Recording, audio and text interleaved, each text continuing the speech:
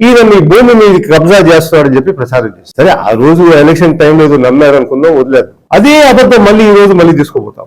అంటే ప్రజలు మరీ మూర్ఖులని, ఈ ప్రాంతంలో ఉండే వాళ్ళందరూ ఎర్రోళ్ళని, అట్లాంటి అబద్ధాలు మళ్ళీ నమ్మతారని చేస్తూ ఈ విధంగా అవమానపరచడం మంచిది కాదు. ఆ పాస్బుక్ కి ఈ పాస్బుక్ తేడా ఏముంది? మేమిచ్చిన పాస్బుక్ కి మీరిచ్చిన పాస్బుక్ కి ఒక్క లైన్ తేడా అన్నా ఉందా? ఆ క్యూఆర్ కోడ్ కొడితే వేరే విశేషాలు వస్తున్నాయా? అదే ఒక్క ఫోటో తప్ప ఆ పాస్బుక్ లో తేడా ఉంది. లైన్లు ఏమన్నా మారినాయా? ఒక సంవత్సరం పట్టిందని. ఏం సంవత్సరం? ఎందుకు పట్టాలి మీకు సంవత్సరం? ఇప్పుడు మళ్ళీ మీరు రీసర్వే చేయట్లేదా? ఇవన్నీ చేస్తూ మళ్ళీ తప్పంతా మేమంట దొంగ నోటు ఇచ్చామంట, పాత ప్రభుత్వం ఇచ్చారని చెప్పి ప్రచారం చేస్తాం. ఇప్పటికైనా తప్పుడు ప్రచారం ఆపండి. అమ్మ ఒడి మీరు తెచ్చినట్టు మీరు ఏ విధంగా చెప్తున్నారు, అదే విధంగా మిగతా క్రెడిట్ అంతా చోటు చేసుకోవడం అవన్నీ ఆపిచ్చి మీరిచ్చిన హామీలు అమలు చేయమని చెప్పి మీ అందరి ద్వారా కోరుకుంటున్నాను.